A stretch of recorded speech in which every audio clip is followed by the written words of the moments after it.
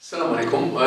فوالا ها نحن عندنا لكم توجور في الدروس تاع l'anatomie physiologie d'accord et l'intitulé l'appareil locomoteur. Bien, هذا l'appareil locomoteur في الجهاز التحركي شفنا العظماء العظام les os شفنا le squelette شفنا aussi la musculature واليوم ان شاء الله باذن الله غادي نشوفوا l'articulation. عندنا un plan de cours كما راكم تشوفوا فيه. Donc la définition de l'articulation, ensuite le classement des articulations, structure d'une articulation et en particulier un type d'exemple, la diarthrose, c'est-à-dire donc la mobilité. On va voir quel est cet organe dans le cas de la diarthrose. Bien. Alors, l'articulation, elle est définie, c'est-à-dire l'arthrologie. Donc, arthrologie ou syndesmologie, ça veut dire tout simplement le domaine des types, les articulations. Bien. Une articulation est constituée, soit constituée, ou là, les articulations sont constituées des surfaces articulaires. Donc, mafacé, Roma, donc, médiurine, ils sont constitués de surfaces articulaires.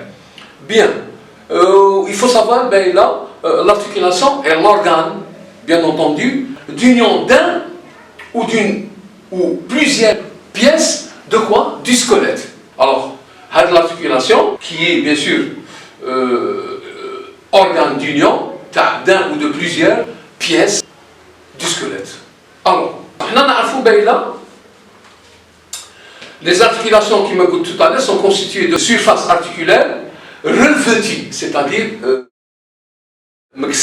elles sont revêtues et de structures assurant, et c'est une structure qui assure la liaison. Bien, donc c'est un organe d'union d'un ou de plusieurs pièces osseuses qui va permettre la mobilité. Donc, qui va permettre la mobilité. Alors, dans le classement des articulations. Alors, dans le classement des articulations, on va voir tout simplement la synarthrose. Donc, synarthrose, dans le classement des articulations, on va voir ce qu'on appelle la synarthrose. Synarthrose.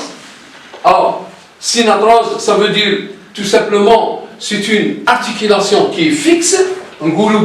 Articulation. Donc, articulation fixe.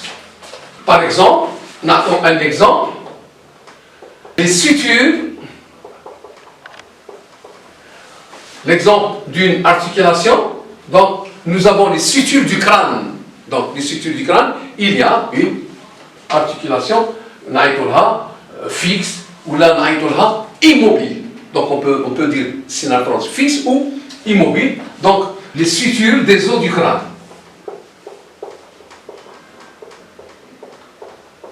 C'est l'une des articulations. Deuxièmement, nous avons une autre articulation qu'on appelle tout simplement les ou la amphiarthrose. Les amphiarthroses, donc, c'est des articulations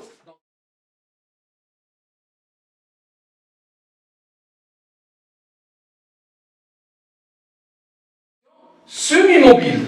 Donc, c'est une articulation qui est semi-mobile. Donc, les amphiarthroses sont des articulations semi-mobiles. Donc, un angle fixe et immobile, donc semi-mobile. Troisièmement, le type d'une articulation. Donc, troisièmement, nous avons les diarthroses.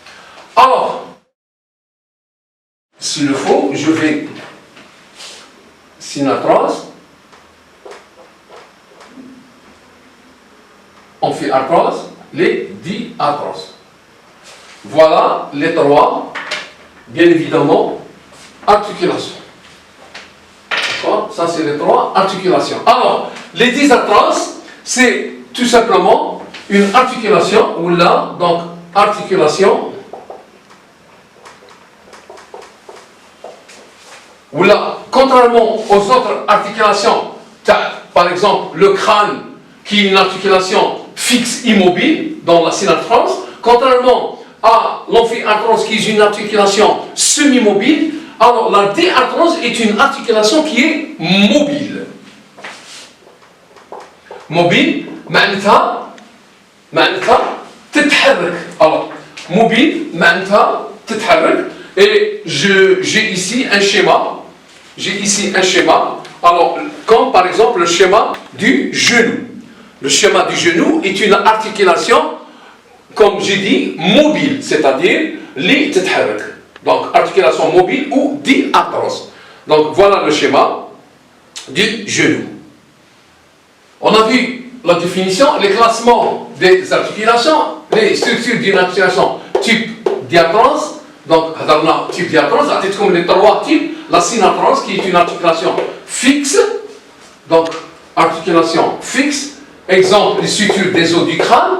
L'amphi ou les amphiarthroses, donc c'est des articulations semi-mobiles, c'est-à-dire qui m'a, par exemple, les côtes, ils sont semi-mobiles. Et puis les diarthroses, qui sont des articulations mobiles, comme exemple le genou. Bien. Alors maintenant, on va parler des surfaces articulaires réunies. Alors, par quoi sont réunies les surfaces articulaires? Normalement, comme je l'ai dit tout à l'heure, la définition, l'articulation est un organe d'union. Donc, tarapot. Articulation. Alors, maintenant, la question qui se pose, donc, elles sont constituées par des surfaces articulaires réunies par des moyens d'union. Alors, quels sont les moyens d'union? Alors, les moyens d'union dans une articulation, c'est tout simplement les capsules et les ligaments. C'est ça les moyens d'union. D'accord? Il y a une entorse de cheville, il y a ce qu'on appelle soit une déchirure des ligaments, soit une rupture ligamentaire. Donc, elles sont réunies par des ligaments, capsules et ligaments. Donc, est mobile grâce, donc l'articulation, elle est mobile grâce à quoi? Tout simplement grâce à un organe qu'on appelle un organe de glissement, la synoviale. Donc, la synoviale est un organe de glissement qui laisse, c'est-à-dire c'est grâce à cet organe de glissement la synovie. Les structures articulaires, toujours les structures articulaires, donc constituées par des surfaces réunies, les moyens d'union. Alors maintenant, on va les bourrelets. Alors les bourrelets, c'est-à-dire comme c'est des bourrelets qui s'insèrent à la périphérie d'une surface, à la périphérie. Vous avez par exemple le genou, donc les bourrelets, ils s'insèrent à la périphérie, donc ils s'insèrent, comme je l'ai dit, à la périphérie, bien sûr, d'une surface articulaire. Donc ça c'est une surface articulaire.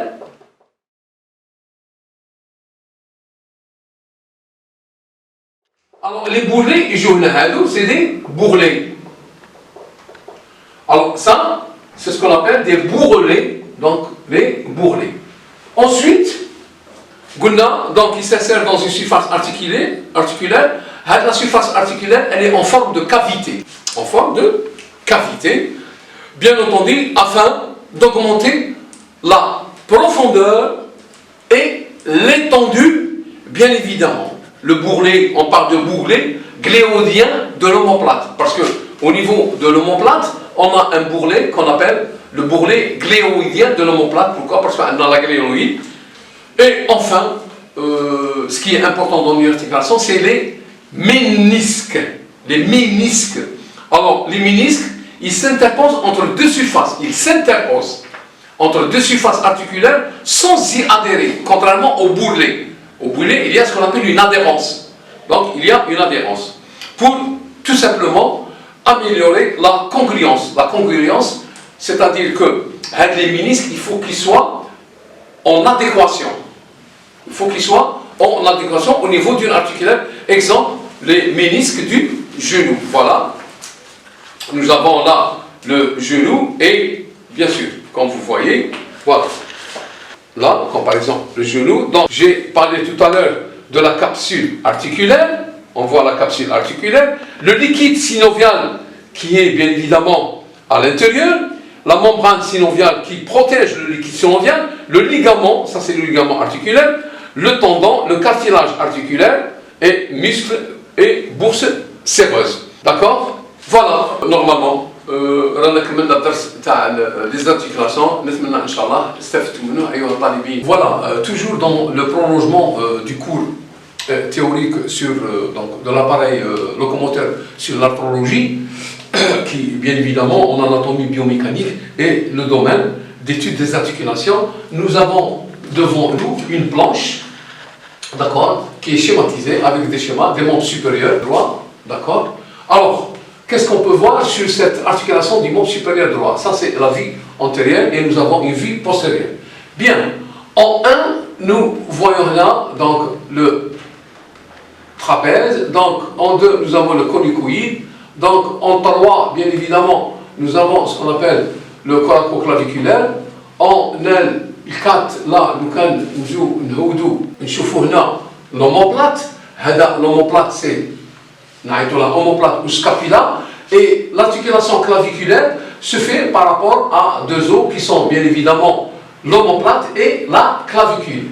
On parle d'articulation claviculaire donc, et bien évidemment là nous avons le thorax margibel, donc là nous avons le sternum, donc il faut le manipuler le sternum. Là nous avons cet os qui est l'humérus. Alors en 4, nous avons ce qu'on appelle le ligament de Weisbrecht. Alors, le ligament de Weisbrecht, c'est un faisceau postérieur du ligament collatéral. D'accord? Ou l'articulation du coude. Nous avons bien évidemment le radius, nous avons le cubitus, et nous avons bien sûr les os de la main. Donc là, par exemple, les os du carpe, on appelle ça le carpe. Donc nous avons bien sûr le scaphoïde, le trapèze, le trapézoïde, le fusiforme, le lunaire, donc le grand os et l'os crochu. Ensuite nous avons là ce qu'on appelle technique, là nous avons la région proximale, voilà la région distale des doigts. Dans la région proximale, nous avons bien évidemment les métacarpes, et dans la région distale, nous avons bien évidemment les phalanges, phalangines, phalangelles, phalanges, phalangines, phalangelles. Voilà. Donc là nous avons devant nous un schéma d'une articulation sterno-costo-claviculaire, c'est-à-dire qui met en relation le sternum, donc le manubrium sternal, le sternum, la clavicule et l'acromion. Nous avons aussi une articulation acromio-claviculaire qui met en évidence le long biceps et l'apophyse coracoïde. D'accord?